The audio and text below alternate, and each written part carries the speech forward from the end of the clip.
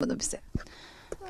Bizim Yörük geleneğinde çok öyle şerbetini ayrı kaynatayım, yufkasını açayım diyebileceğimiz bir tatlımız olmaz. Aynı bulgur pilavı olan yemeğimiz gibi tatlımız da pratik olması lazım. Aynı tereyağını kavurup, unu döküp, pekmezini katıp yani 3 malzemeyle çabucak olabilecek bir tatlımız var.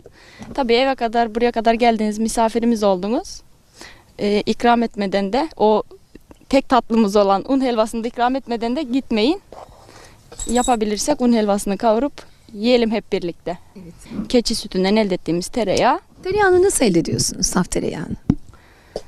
Biz süt makineleri var. Bu makine deyince elektronik bir şey sanmayın.